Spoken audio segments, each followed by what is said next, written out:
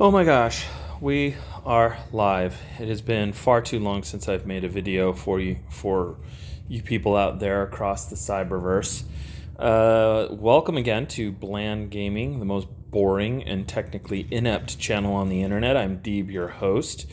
I come to you on this December 20th, 5 days before Christmas, and I've been a backer of the Kickstarter of Twilight 2000. I have had this boxed set sitting in my office, and I've kind of been reading it piecemeal. And then yesterday all day, I just sat and had the day off. It was kind of a quiet day around the Bland Gaming headquarters here. So I managed to actually sit down and read the rest of the material.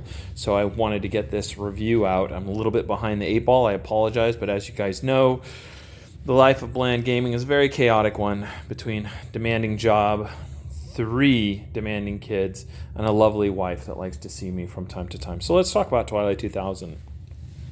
One thing I'm going to do is I am going to talk about Free League's new Twilight 2000. I am not going to compare it, at least not officially. I may refer to it back and forth. I'm not going to compare it to the previous versions of Twilight 2000. Really, I'm going to try and focus on what is in this new version, what you get, and then I'll give you some of my thoughts on it and my thoughts from a review standpoint of how I feel about the new product versus the old, comparative to the old. Spoiler, though, I did play the original back in I think it was mid-'80s. And I only played like the first edition. I didn't play any of the other editions. So that's what me and my friends played when we were growing up. This is Bland Gaming, so we do have the drink of the day. Given the fact that it is very early afternoon, and I have been very busy today. I went out early and took the kid, 13-year-old, to the dentist. And then I wound up going out on a jog, training the dog, fixing some lunch. So it's time for coffee. I'm on the I still need to wake up here. So I got some extremely dark coffee with cream, little pinch of sugar in it, and then because it's Christmas time, of course you got to add a little bit of peppermint syrup and everything. So okay, so as you can see with the Twilight 2000 box here, it's a pretty good sized box. This is just the cover, obviously. It's pretty durable. You can't really tell from the video here, but it's a good quality item. I did not upgrade to the metal tin. One of the guys in my group did. I haven't asked him about what he thinks of the quality of it. In retrospect, because of the fact that this is already just showing some wear, no fault of the box, it's just the fact that it's made of cardboard. It's showing some wear because I take things on and off my shelf constantly. I wish I would have gotten the tin and everything, but it was a little bit more expensive. On the cover, we do see some of the wonderful art by Martin Grip. Martin Grip does the head of chapters. I mean, he does the cover art here, and then he does at the beginning of each chapter in each of the books here of Twilight 2000. But the interior art is done by the guy who did all the Mutant Year Zero stuff. So it's got a kind of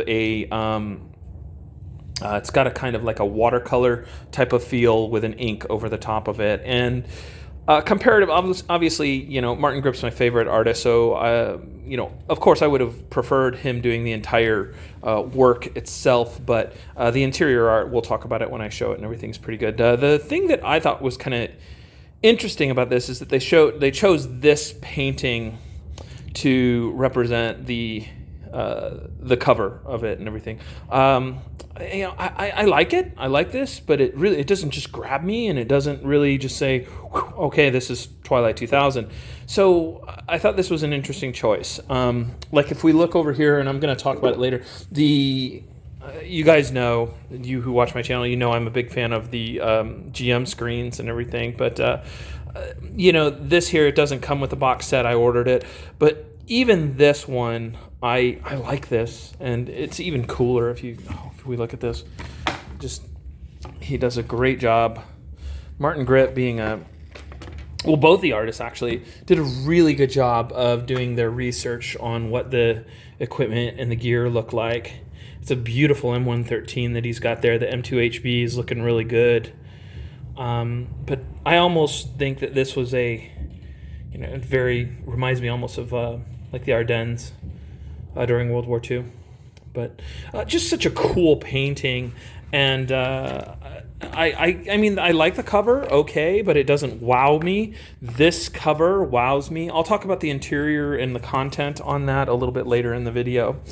I don't know if I'm going to stick to my marketing wife's 20 minutes. I've gotten a lot of feedback from you guys because like right now we're already at 5 minutes and I haven't even gotten to the main stuff yet. So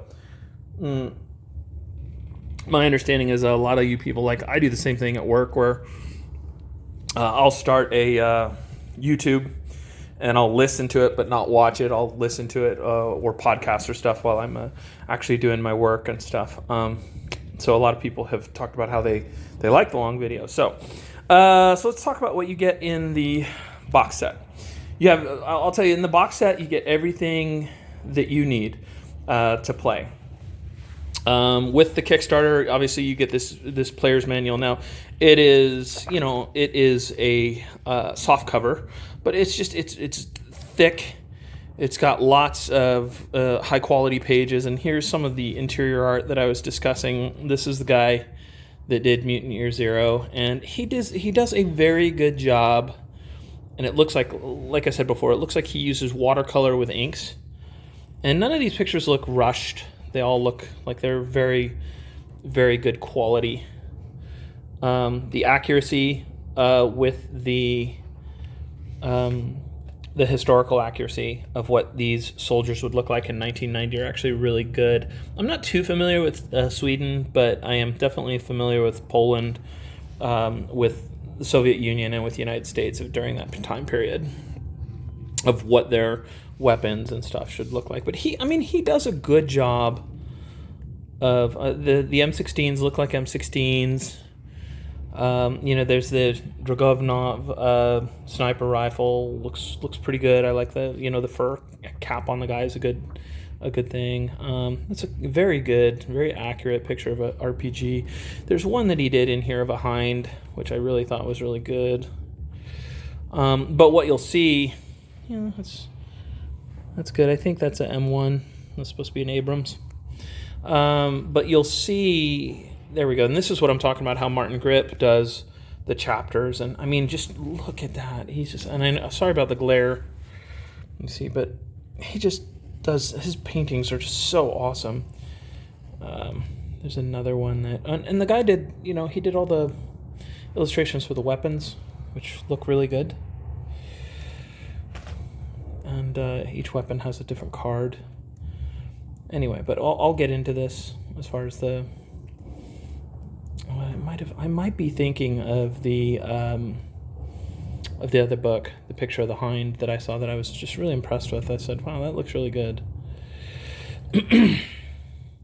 So, anyway, so you get a player's handbook, the player's manual, and what it's kind of meant to look like, I think with this cover, is they're trying to make it look like a dossier, which if you've been in the military, you would see these kind of things, or when you have manuals with books of the operation of the M16A2 rifle, it'll be in this, almost like this cream-colored cover to it and everything, and the paper inside would be black and white, but I think that's what the look that they're going for here. And then obviously you get a referee's manual, same kind of high quality for paperback one. It's really well done. Oh, yeah, see, they just did a cool job with it. And we'll get into those in a second. Then you get this map, and this is actually not just a campaign map. This actually, you can't really tell, but there's all these little hexes here. And the hexes are very much on how you travel and explore, because this is definitely a open world setting. This is the map of Poland. If you choose to play the United States 5th Division, that's the United States Army in Poland, or I believe it's the 2nd Marine Division in Sweden. If you wanted to play Sweden, then that's on the other side here. And obviously you don't have to play as American troops in it, but initially your characters are kind of attached to those those units. The base set comes with the dice. The dice are high quality. There are some companies that make dice that come with these sets that are not really high quality. I can think of one miniatures company that I play that their dice are definitely they really cut corners on the dice. But these are custom, and they are very nice, and they are very much worth it to get it as far as simplicity. Like a lot of their stuff, they have a hit location die here, which is pretty cool. And then the game itself uses 12s, 10s, 8s, and 6s. And you'll need 2 of each of those, and then you'll need these ammo dice here as well, and I'll explain those in a little bit. Then with your cards, you have straight initiative cards. You can use a regular deck of cards, but really, I mean, these just come with it. These are nice. The players draw a card to determine their initiative. This comes with a box set. This is really, really well done. This is really cool. I wish I would have had this when I played when I was younger, but these are random encounters, and it actually goes into detail on in the book there. When they enter a hex, you can draw these encounters for random encounters. You can have planned encounters that kind of go along the plot line, but this is kind of filler. And in a setting that doesn't have, monsters or dragons or, wandering monsters or gold or magic or anything like that, I found these to be actually pretty creative with these encounters. I thought they were really well done. I like that a lot.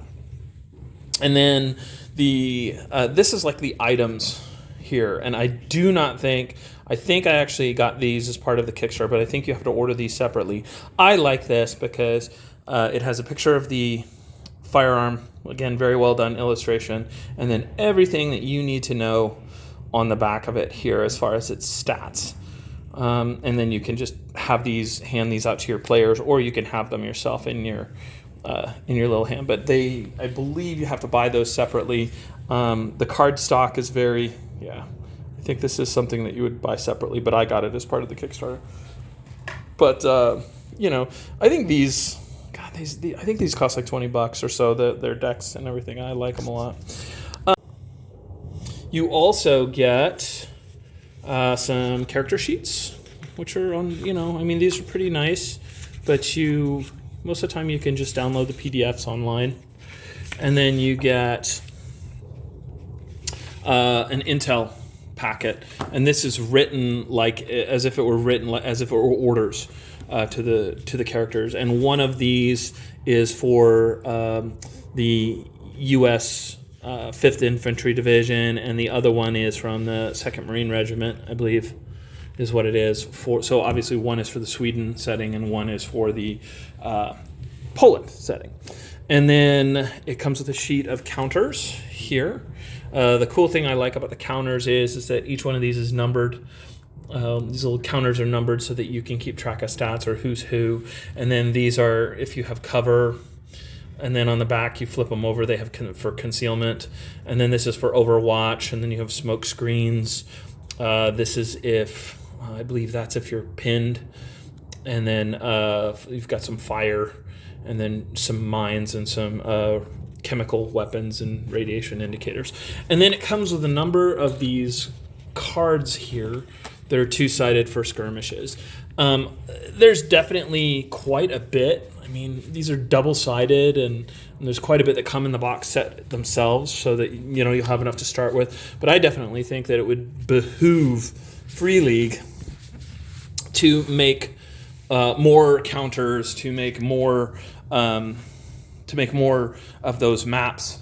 Even I think modular maps would be a great idea. They could make a lot of money doing that, or have larger hexes that go together, almost like what you see in some board games. So, okay, so let's talk about it really quick. We'll start with the player's manual. So the Twilight 2000 uses Free League's Year Zero engine. It's heavily modified, but they use the same engine, kind of. It's definitely one of the more different ones from the game that I played, but I like it. It seems to work. The idea behind Twilight 2000 is that the players are associated with the United States 5th Division if they're in Poland, or the U.S. 2nd Marine Division if they're in Sweden. And it's the final offensive of the year in the year 2000. So what happens is that war breaks out between the Warsaw Pact and NATO. And in this alternate setting, the Soviet Union does not collapse. It actually resists its collapse. Germany becomes reunified, but the Warsaw Pact still kind of winds up dissolving. And what's very interesting about this setting is that Poland is actually they are on the side of NATO, or at least trying to get into NATO membership when the war breaks out. So, and Sweden is a neutral country, but what winds up happening is that the United States, because of the encroachment of Soviets in the Baltic, the United States needs more base of operations, or they need to land troops to stage in Sweden. Sweden actually protests this, and what winds up happening is that there's actually even a brief shooting war between Sweden and the United States as the United States moves into their territory. But then it quickly subsides when the Soviets invade Sweden in an effort to get at the Americans that are there. Then a peace treaty is negotiated between Sweden and the United States, and then Sweden actually unofficially joins NATO. Now, I just read the book. That's when I give you that brief history there, it's kind of in substance. So what the players are doing is this is like the gasoline has run out, ammunition is scarce. The navies have pounded themselves so much that there's no more reinforcements that are going to be coming from the United States. So everybody that's in Europe is pretty much going to be the ones that are stuck fighting for, at the end of the Twilight War here. So what winds up happening? Oh, and there's there are fictitious leaders that are in charge of each of the countries and stuff. There's a fictitious American president and a fictitious Russian premier. So what winds up happening is that gasoline has become so scarce that aircraft are almost not to be seen. Almost all the vehicles and whatnot are they are converted to run on alcohol. So alcohol stills are a deal. And then the ammunition is extremely scarce. Manpower is at an all-time low. So what you may even see is, even though the players start out under the command of the United States 5th Division, what you wind up seeing is the divisions that had 20,000 men are now lucky if they can field 2,000, and there are all sorts of different people from all sorts of different nationalities that are attached to those units. They are extremely irregular. But same things with the Soviet sides. Very early and I should have mentioned this, but very early in the conflict, tactical nukes were used in limited strikes, but they wound up starting out on the battlefield, and then they wound up going into hitting civilian targets. They never got to the point where it was a complete nuclear. I love that picture. It's so cool. Martin Grip. What a dude. That is so awesome. Anyway, they never got to the point where it was complete nuclear Armageddon. And although there is a societal breakdown that's occurring here, it's definitely not. It's not Mad Max Beyond Thunderdome. But it's pretty close. But you still kind of have. That's a cool picture too. You still kind of have some semblance of order, but it's in warlords and it's in the military forces in the area there. There is definitely the people are forming into almost like city-states and protecting themselves. That's the picture of the Hind. What a good job he did. That's really good. I love the smoke that he did in the background there. There are marauders that are plaguing the area as food and starvation come in and whatnot. So as the players are trying to survive, not only are they battling hunger and disease, they're battling Warsaw Pact forces, really the Soviets, and then they're also battling with marauders, and then even a lot of the local people in this setting have become very much okay, party's over, everybody get out of our country. And so even former allies like Poland, who is on the side of the United States, there are Polish units that have become very very partisan as far as getting all foreign powers off of their land, and so that can be an obstacle for the characters. And the characters, really, you are not, like I mentioned before, you are not limited to playing as Americans. You can play British, you can play German, you can play pretty much whatever you want to come up with. Swedish and Polish, even Soviet. If you wanted to play a defected Soviet officer, you certainly could. So in this game, with your characters, everybody makes their characters all together, and you decide which theater of operations you want to play in. And then each player, 5 is probably the good number for you to play with. Each player winds up making there's 2 ways you can make a character. You can either make an archetype, use one of the set archetypes, which is very similar to the other Free League type of games if you've ever played them, where they have a setting here, they have the actual background to it, tells you which specialties you can choose, and then has starting gear, whatnot. Some of these are military-based. The big difference, I think, in this new version of Twilight 2000 versus the previous ones is there is definite emphasis on the ability to play as civilians in this. And you didn't see a lot of that in the previous versions of Twilight 2000. So there's mostly, and again, these are just the archetypes. The other way that you can play is you can do what's called a life path play. And with a life path play, you go ahead and choose, all right, well, you start out at 18 years old, and then you choose these different careers, and I think they're in 4-year increments, if I remember correctly. And you can say, oh, well, I was a police officer for 4 years. Or you could say, oh, I worked in the intelligence community. I was a criminal for 4 years. Even like education, I went to college, right? If you want your character to be an officer, you actually have to do education before you wind up doing your military archetype.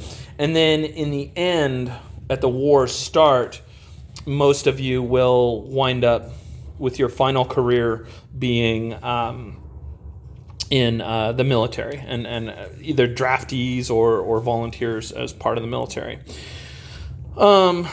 So then, like in a lot of the other versions, you have character buddies, you have dreams and whatnot. Now, the way that the stats work in this is you have every stat that you have is assigned let's get a character sheet out here. Here we go. You have your basic you have your basic strength, you have your agility, you have intelligence, and you have empathy, and then you have these sub-skills underneath them. And then what it assigns you is you're assigned A, B, C, or D on each one of those abilities, and then each skill is also assigned A, B, C, or D. So if you are A, then you roll a 12-sided die in order to get a success. If you are a B, then you roll 10-sided. If you're a C, you roll an 8. And if you are a D, then you roll a 6. So, and then a success, it's really done easy on these dice here because these little targets here are indicative of a success. A success is basically 6 or higher on anything. And then on some of the bigger dice, you can actually roll multiple successes. Like if you roll 12, then you roll 2 successes. You get 2 successes. Unlike the other Free League games, this one here, you wind up rolling just 2 dice. You roll one die for the stat, and then 1 die for your skill.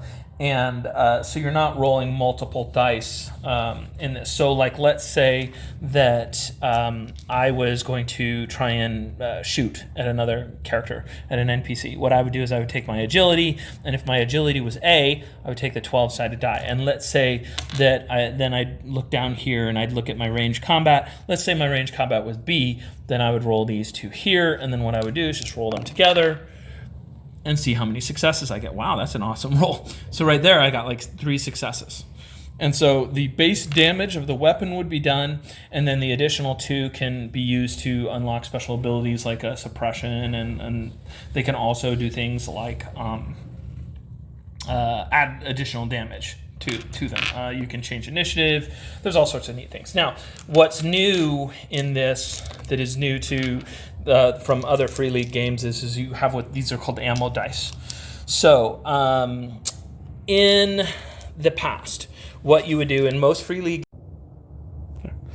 Sorry, I keep winding up. I've got a new phone here, and there's a button on the side, and as I'm holding it, I wind up actually pausing the video. Okay, so in most Free League games, you'd be able to push your roll. Like if you miss your roll, you can push your roll. And in this game, it's the same way. So let's say I went ahead and rolled a 3, and a 3 right there. So if I wanted to go ahead and push my roll, I could go ahead and roll it again. And then what happens is that when I push my roll, for every 1 that I roll, which will have this little kind of break icon on it, I either take a damage, or the device that I'm using, the weapon that I'm using, takes damage. So if it's driving, then my vehicle would take a point of damage. If it is, if I'm shooting a rifle, then my reliability would go down a point. But if I'm like trying to force a door open, then I would use, then I would get a point of damage from, basically spraining my elbow or injuring myself while I'm pushing on the door. If it is a psychological thing, like I'm trying persuasion, then I take mental damage and I become frustrated. So that's how that works. So you do have these ammo dice, and let's talk about what the ammo dice are for. So right here on top, we got the M16A2 and M4. We have two rifles that I have personally shot with your tax money. So let's go ahead and look at these here, and I'll kind of show you how this works.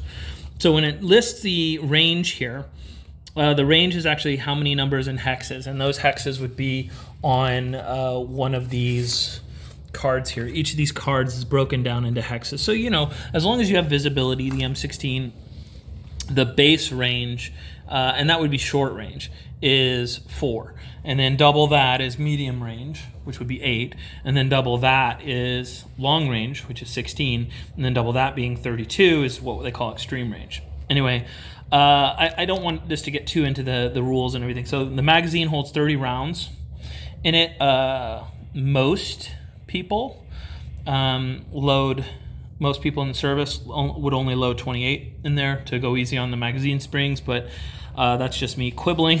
So then you have the reliability. This is like hit points for your rifle. So the M4 and the M4A1 have a reliability of 5. So that means it's got 5 hit points.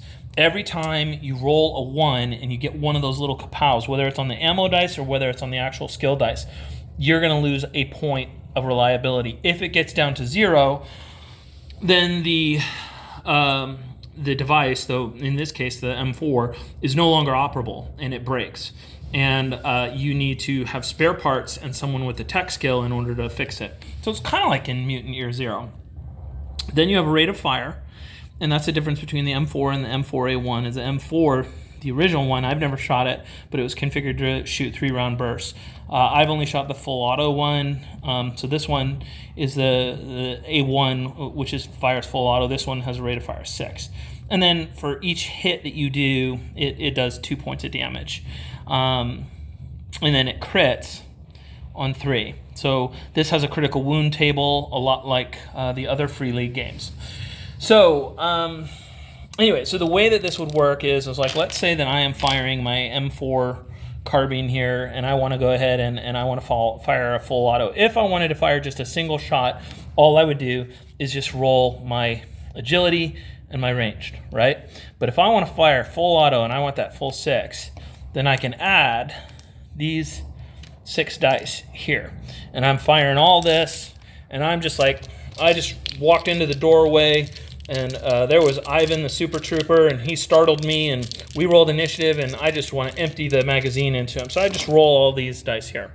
So in this case here, this is actually a terrible roll because I only got 1 hit on him, and then all of these dice, you're supposed to add them together, and that's how many rounds that you have spent. And so right there, I'm pretty darn near close to emptying my magazine. So any one of these on the ammo dice, any one of these rounds is indicative of, there's 2 types here, if you roll a 1 or a 6. So the 1, anytime you roll the bullet there, what that is indicative of is a success. But none of these bullets hit unless you get at least 1 success on these 2. However, if you get these bullets here and nothing here, whoops, like so, then this would represent the guy would have to do a coolness under fire to see if he's suppressed. And if he becomes suppressed, basically he winds up losing a turn. So the single shot here is indicative of, just like on these dice, this is indicative of the firearm taking damage, and the weapon actually taking its damage to its reliability. That's the nuts and bolts of it. I don't like getting too technical on my videos, but that's the base of it. Now, like most Free League games, there's definitely a ton of material. Oh, and then with your players, you also wind up, depending on how many players are in your group, you wind up trying to get a vehicle. You could have anything from a pickup truck to a technical to a Humvee to as much as you may even be able to get an M1 battle tank. I personally wouldn't want one because of the extreme gas needs that tanks have in this time period, and also tanks are not very comfortable for more than 4 or 5 people unless you're riding on the top of it. So the Bradley or the M113 seems like the best choice for me. So then, the other thing is, in the referee's manual, it has, of course, the history, and then it has a list of all of the encounters that you can, all of these random encounters that are on the cards there, which I really liked. I think that's just really cool. It has a breakdown of what's going on in the world. It has a breakdown of the different organizations that are in Poland and in Sweden, and then it has this section called these scenario sites. One of them is like a prison. The other one is like this one called America Town here, which was where is it? There it is, America Town. And in this one, it is a group of American Special Forces have taken over a town and kind of made it in their own image, and it seems like paradise at first, but upon looking deeper, there's some bad stuff going on. The Children's Crusade was really interesting. This is like a military school. It reminded me of that old movie Taps and everything. It is a Polish or a Swedish military school where all the older kids went off to go fight in the war, and they left all the cadets behind. And now these cadets, which are 15, 16 years old, have formed themselves into this fighting force, and they're kind of guarding their school. It was pretty neat. But all of those are settings. There's no events that are tied to any of that. So those 3 locations, they're location based, which is really a theme in the book. It's very in the game here. It is very open ended. It is very sandbox oriented, and that is pretty much the way you can design events to occur. I am definitely a story-based GM, but this is all about the sandbox. Okay, so what do I think of Twilight 2000? For one, I think I like the combat system a lot. It's streamlined. It's definitely simpler than the original version, but we get more to it than, say, the combat system from, say, Coriolis or Mutineer Zero. So I think they did a really good job of kind of staying true to the original. The vehicle combat is probably going to be oversimplified for some people's needs. I myself like it. The combat is based off of hex-based combat with counters. However, it does say, hey, you can go ahead and you don't have to play hex-based because the Year Zero engine is very... it's very narrative based. It leaves a lot of discretion to your GM if you want to play the game Theater of the Mind. I think there's tremendous potential. I love miniature games, and I love role-playing games, but I do not like role-playing games which the minute that combat starts, it stops and it becomes just a board game. I don't like that. I want the characters to smell the carbon from the carbide from the rounds going off. I want them to not be able to hear with the rounds and everything exploding nearby. I want them to feel the blast of heat, from the explosions. So I really want to make sure that I'm using that theatric there and that we don't get too focused on miniatures. But I do think there is definitely, for people that are into miniatures, and I think most people that play role-playing, I think I'm in the minority, most people that play role-playing games are very big fans of playing with miniatures. You guys are going to have a lot of gold here. And I think that this as an opening is great, but I think that Free League, again, it would really behoove them to release additional packs or even modular hexes that you could put together and whatnot. There's also, I wanted to talk a little bit about some of the stuff that you can do if you are very much wanting to build this into a miniatures game. I play a miniature game called World War III Team Yankee. These are just some of the miniatures that I brought out from there. You're not going to be using jets very much in this game. Here, helicopters would be a rarity, but this is an example of a Polish hind that I built and painted. And then the infantry themselves are not individual stands; they are in teams. So this is Polish infantry right here. And then I did a Polish T-62. Even though the Polish have never used T-62s, I wanted to run T-62s with my Polish list, and I went ahead and painted them as Polish. And then this is a British Challenger here, big tank, arguably probably one of the best in the world. And then this is a warrior infantry fighting vehicle, very similar to the Bradley. And then this, I wanted to bring this out because this is a warrior as well. This is 3D printed. So this cost me nothing. A friend of mine did that. So it's very, very nice, very high quality. I think we're going to, if you have someone in your group that has access to a 3D printer, that is a quick way to get your miniatures on the board. And then this is a good example of, this is a British fire team here. And again, they're in groups of 4. But this game itself, I mean, if you like miniature war gaming, I like World War III Team Yankee. It's a lot of fun. It definitely fits in with the theme. The other thing that I really liked that I wanted to show you really quick is I'm a big fan of screens, and a lot of the screens in the past has a lot of information on it that is not very useful. This one is darn near perfect. It has the critical hits. So you have a location die. Didn't talk very much about that. But once you hit, you roll to see where you hit the person. And then there's different critical injuries, whether or not they get hit in the arm, the head, or the legs. And obviously there's armor saves, which are... You only have armor on your chest, let's say, because you're wearing a flak jacket or you're wearing a helmet, so you have protection on your helmet and whatnot. But anyway, it has lists of the actions that the players can take, and then it's got some stuff about the hexes that you can look up here. But this has ranged hit modifiers, which are right there. This is the stuff that a GM needs on their screen, and this was extremely well done. I think they did a great job with this one. I've had some in the past, some of these screens, which were darn near worthless as far as their tables go, but I always wind up buying them because I like the natural barrier between me and my players.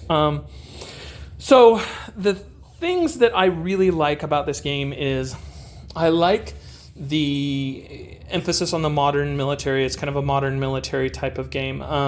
This one integrates the civilian part. It's very possible to play as a complete group of civilians in this game. As a matter of fact, a lot of the videos that I've seen on YouTube of people actually playing the game, you see that more of that. You see a lot more where they're just kind of civilians that are trying to survive in this world and whatnot. Me personally, in my group, we're filled with veterans. That's not our forte. That's not our cup of tea. We're probably going to be playing it from a military standpoint, from a very much a military point of view. The world in Twilight 2000 is broken. It is almost more than a military game. This feels very much like a post-apocalyptic game. As a matter of fact, it's kind of like we talked about it. Me and my friends were reading it in my group, and we said it feels a lot like The Walking Dead without zombies. Where everyone's kind of put into these little city states and whatnot. I think the original design of Twilight 2000, the whole reason why they made the breakdown of society was so that the players had freedom to go and do whatever they want, so they weren't behest to any orders or anything like that. But in this one, it seems like things are so broken that there's almost no national loyalties or anything like that yet. It's questionable whether or not there's even really a war going on, even though the campaign starts with a climactic battle in Kalisz. I have been ridiculed in my previous videos on my Polish pronunciations, and I will work on that before I GM it. So yeah, they get completely wiped out, and so really the characters are on the run, and the characters can do whatever they want. Are they going to try and get a steamboat back to England or the United States, or are they going to settle down with a nice Polish family and try and live there for the rest of their lives? It's really completely up to them. I think the way that I'm going to run it is I will at least have some degree of war going on where the Soviets are still trying to make maneuvers to control post-war Europe, even though there's really no more large operations going on. And so my players, I think, would enjoy that more. So that's probably what I'm going to wind up doing. But I don't know. I'll also, part of that is going to be me going off of where they decide to go, what they decide to do. A lot of it is in their hands because it's a sandbox game. I am very much an epic storyteller, so going in the sandbox model is going to be an adjustment for me. So wish me luck. The only thing that I could say that it may, but I don't know. There's just so much going on with the encounters, and the only thing that I could say that I would see as a negative is that people who are prone to depression and things like that. This is, if you've ever played the board game This War Is Mine, or the video game This War Is Mine, that's a depressing game, and this deals with a lot of depressing content. So I would caution you to, again, most of my players are all veterans, so this is nothing that they haven't seen before, that they're not used to.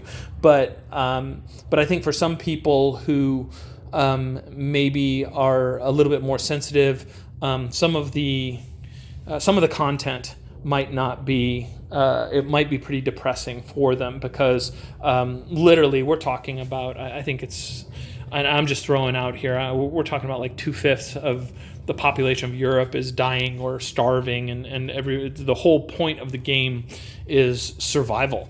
And then also, there is definitely a theme in it of where does your morality fall in trying to survive in this brutal world here. It's very interesting. Overall, I like it very much. I think it is definitely faithful to the original version, and yet it becomes its own game. So it definitely has its own feel and its own it's got its own play. There are enough weapons and vehicles in just the player's manual here to get you started, but I think that there is a lot of opportunity for Free League to release books, manuals, things like that, with a whole bunch of like, you could just say, yeah, this is the British Army guide, and have all the small arms, all the pictures, and then lots of lore in there about what is going on with if you wanted to make a British Army player. But there is some people online that already have been doing things like that. They've been making weapons lists for the French Army's weapons list. The Czechoslovakian army. There's tons of stuff out there. So anyway, that's Twilight 2000. The box set gets you going. So if you have time and you do not have a shelf full of role-playing games that you haven't gotten a chance to run yet, like me, I highly recommend picking it up. Sorry it's taken me so long to get you guys some more content. If you have Twilight 2000 or you've played Twilight 2000 in the past, leave me a comment at the bottom here. Let me know what you think of this new version, and tell me about some of the experiences that you've had either playing the original versions or this new version here. I won't be running this anytime soon because, as I always tell you guys, I'm knee-deep in a Coriolis campaign right now. But until then, listen, have a happy Hanukkah, Merry Christmas, Happy Kwanzaa, a great Festivus. Whatever you celebrate, hope it's great for you. Thanks for watching, tuning in my channel. I'm Deeb, your host, and I'll see you at the next one.